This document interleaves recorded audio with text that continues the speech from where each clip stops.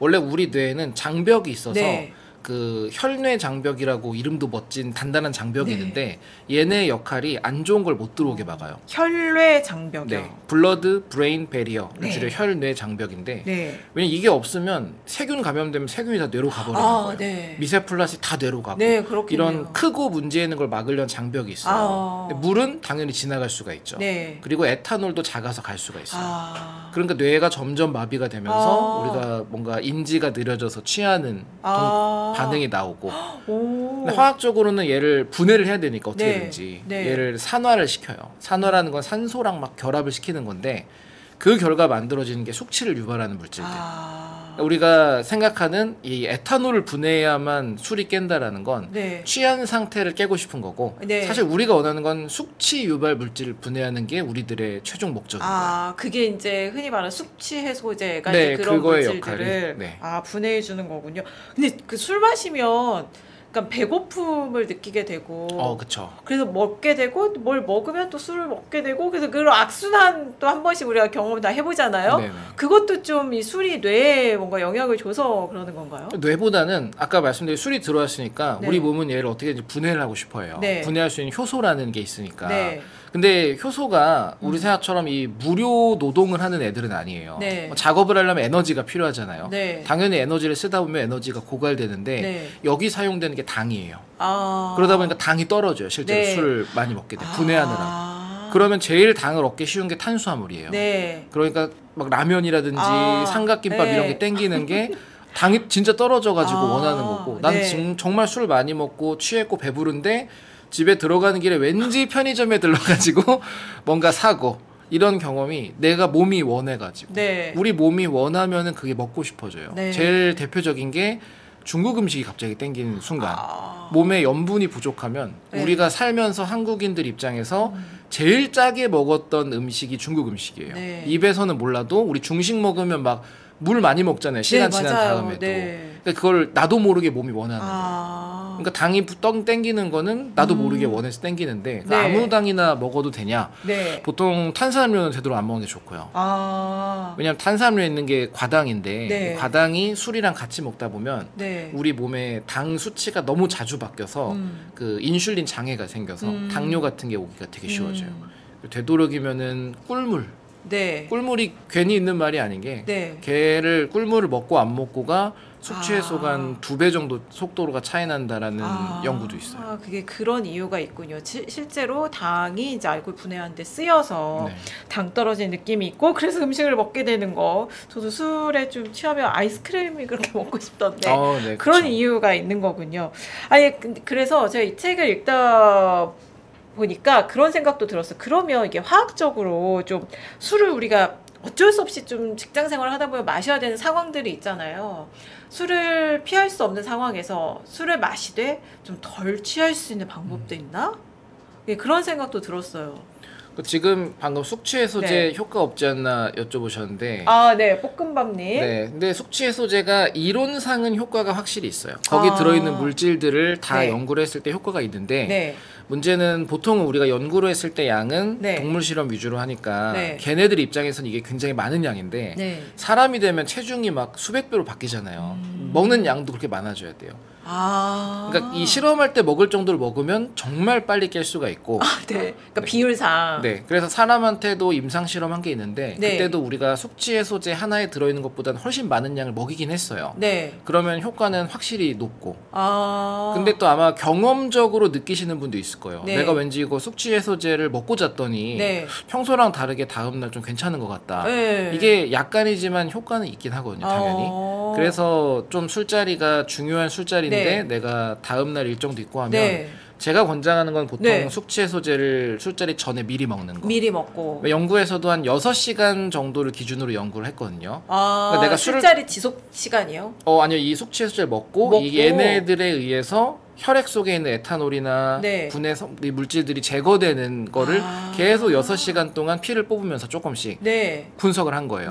그때 6시간까지 효과가 확실히 있었어요. 그러니까 우리가 다 먹고 자기 전에 먹으면 자는 동안은 열심히 작업을 하겠지만 당연히 깼을 때 충분하지 않을 수가 있어서 보통은 미리 먹는 게 좋고 그래서 만약에 술자리가 길어진다 그러면 중간에 하나 더 드셔도 돼요. 아. 우리가 갖는 오해 중에 하나가 네. 이런 숙취해소제가 간을 네. 기능을 막 이렇게 활성화시켜서 네, 간에 네. 무리가 간다.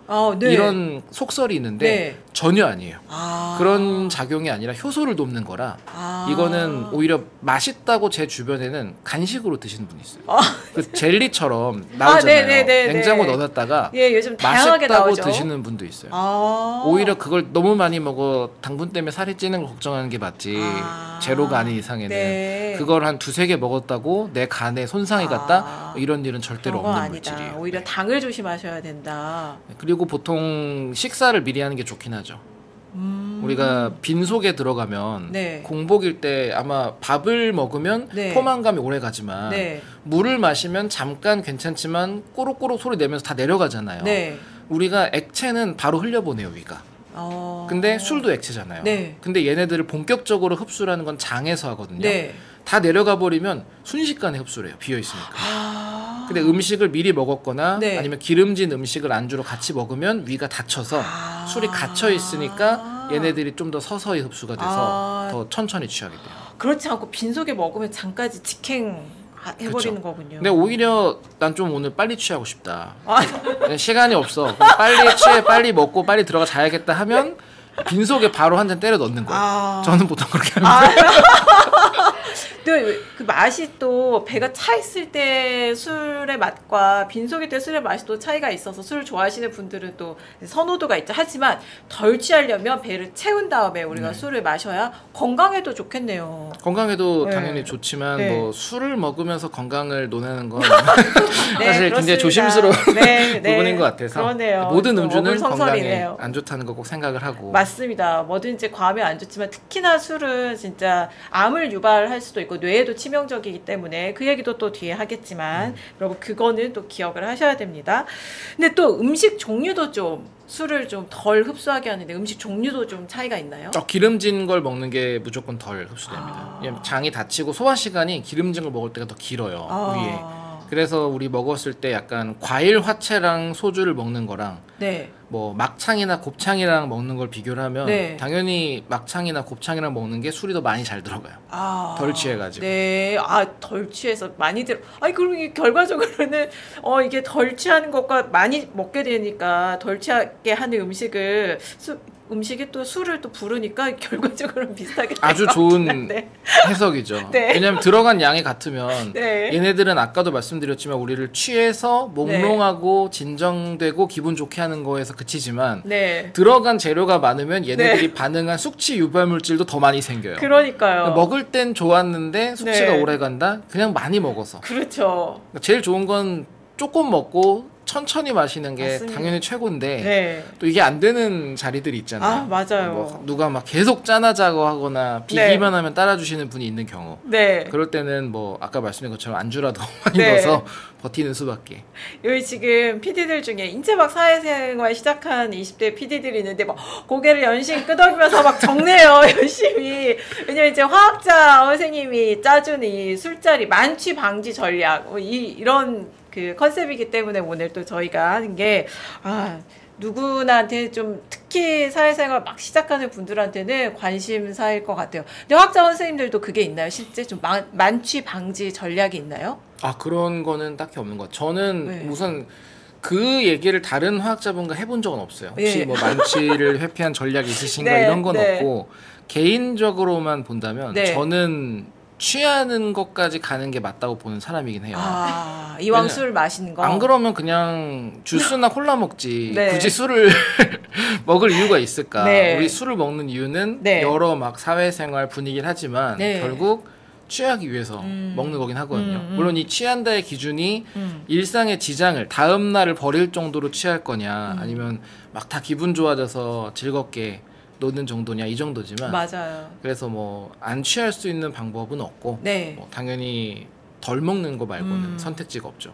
다만 이제 숙취는 무서운 거니까 이런 좀 기름진 음식을 먼저 먹은 뒤에 좀 술을 마시고 또 숙취 해소제도 활용을 하시면 되겠다. 네, 이런 말씀인 것 같습니다. 근데 이 책에 이제 아까 여러 명사들의 술에 관한 말이 나오는데 그 중에 진짜 또 무서운 말이 있었어요. 이 처음엔 당신이 술을 마시고 그 다음엔 술이 술을 마시고 그 다음엔 술이 당신을 마신다. 이게 사실 좀 취해본 사람들은 절감을 할 것 같아요. 굉장히 무서운 말인데 이 위대한 개츠비를 쓴 피커제럴드가 한 말인데 이 화학적으로도 실제 근거가 있는 말인가요? 물론이죠. 우리가 뭔가를 반복적인 행동을 네. 자제하지 못하고 한다는 거는 네. 그거를 멈출 수 있는 인지 능력이 낮아졌다라고 볼 수 있는데 네. 보통 재활센터 같은 의학기관에서 이런 걸 많이 해요. 네. 인간의 인지 단계를 구분해서 네. 이 사람이 얼마나 정상적인지 혹은 관리나 케어가 필요한지 이걸 보는데 술을 먹으면 우리 생각에는 술 마시면 뭔가 기분이 좋아지고 네. 막 시끄러워지고 하니까 사람을 흥분시키는 것 같지만 얘네들은 신경작용을 점점 감소시켜가지고 진정시키는 역할이에요. 작용 자체가. 네. 그러다 보니까 점점 사람이 차분해져서 네. 내가 신나게 노는 것 같다가 어느 순간 자잖아요. 네. 자는 이유가 피곤해서가 아니라 얘 인지가 낮아져요.